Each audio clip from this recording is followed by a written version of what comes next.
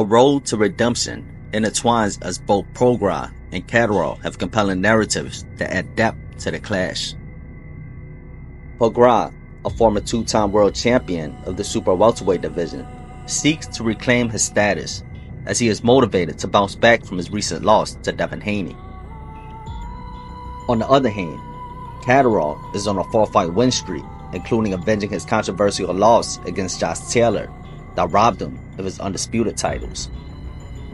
Taylor being the link between the two as he gave Prograis his first defeat of his career. This creates an intriguing dynamic in this personal quest for respect and recognition, as the winner will be in top contention to compete for the world title.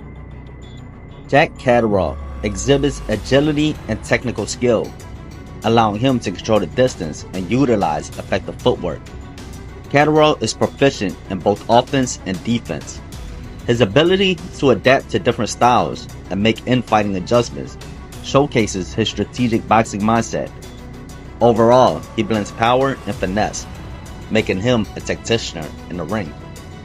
Regis' Prograis style is characterized by aggressive forward movement, strong punching power, and the ability to apply relentless pressure on his opponents.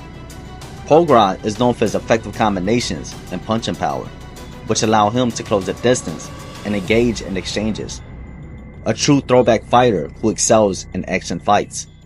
The dance between a bull and a matador weaves the captivating drama of the fight, where raw power clashes with refined technique.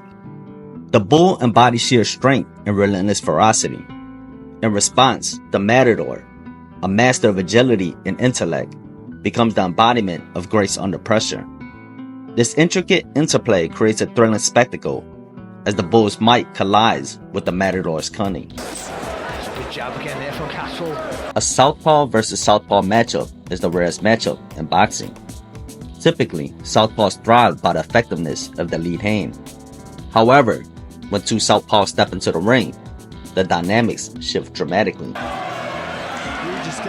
In this unique encounter, the lead hand becomes a critical weapon, taking on a newfound significance.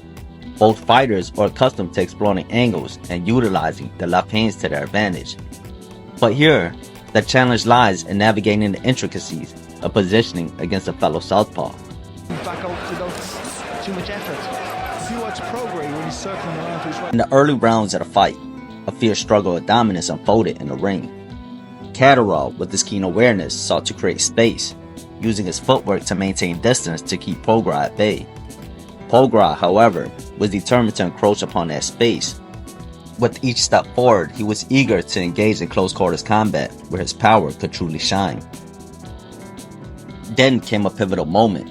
Prograis, seizing an opportunity, launched a hard jab that cut through the distance like a lightning bolt, sending Catterall to the canvas, a victim of both impact and a momentarily lapse in balance. I'm not sure that he slipped on the riding on the canvas too. Might have been. To regain control of the fight, Catterall's spear jab to the body was the first on the list to disrupting Prograis' forward momentum, halting his aggressive advance. To effectively tame a pressure fighter, one must intricately weave layers into the front lines of defense, employing a combination of elusive movement and an assertive, active jab. This jab doesn't need to find its mark every time. Rather, its mere presence creates an air of danger, serving as a deterrent that clogs the lanes and disrupts the forward advance of Prograis. Like a fortress wall, the layers of defense establishes boundaries that the pressure fighter must navigate with caution, ensuring that the space remains firmly under control. Every skilled boxer possesses an escape plan, a mental playbook crafted for moments of pressure and urgency.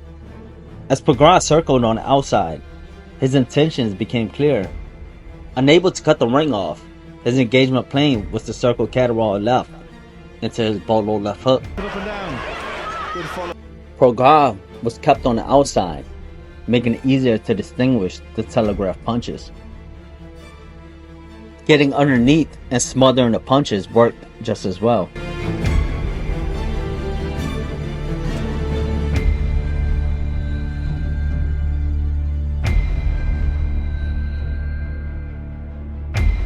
with the feet positioning that was always an exit to the back door. Stepping into the role of the counterpuncher, Catterall knew his strategy hinged on two critical aspects. The first was timing. There was no doubt Prograis embodied the aggressor. The real intrigue lay not in whether Prograis would engage, but rather the pinpointing and precise moment and when he would strike. With a keen sense of anticipation, Catterall diffused Prograis' forward charge, catching him coming in, turning what could have been into what was a poor judgment. He waits his left hand just to square himself out onto the shot there. And all it takes is a little dip of the shoulder there. Prograis, he's out jabbing, listen, there's nothing really landing. But he is forcing the fight, and oh, good left hand. Just as Winner from Catterall. And again, he's picking his shots a lot better now, seems to have got a bit more composure. Being a Prograis had to close the distance from the outside. He had to step in hard to bridge the space. The issue lied in having to lunge in to close the gap. His weight would settle heavy on his front foot, leaving him momentarily anchored and unable to maneuver. During those critical milliseconds, Catterall took full advantage, punishing Prograis before he could regain his balance and respond.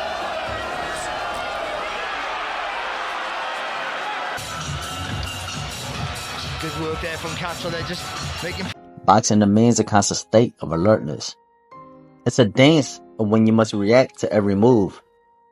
That fleeting moment your mind stumbles, when your focus wavers, is precisely when the knockout strikes, catching you off guard and reminding you of the unforgiving nature of the ring. Catterall clinched his victory with a sudden pair of knockdowns in the 9th round. At that juncture, Prograis found himself in a do-or-die situation.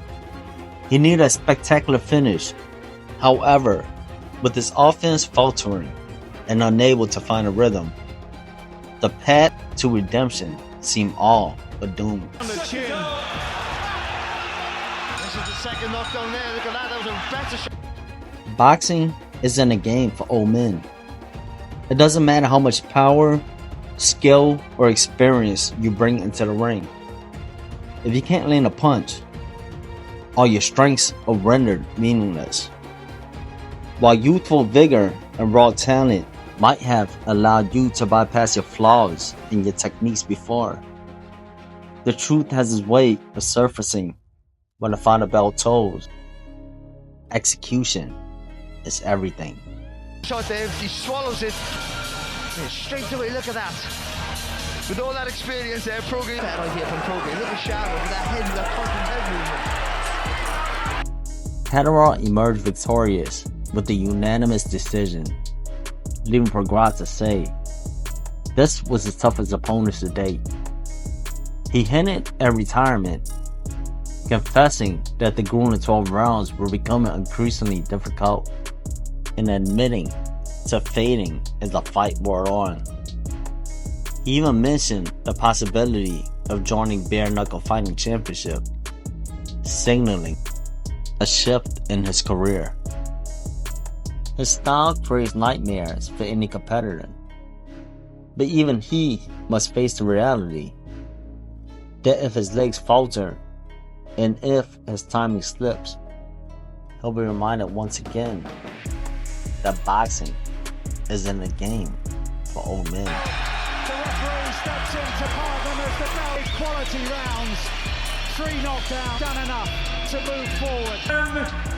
Jack! The winner of one of the most important nights in his career.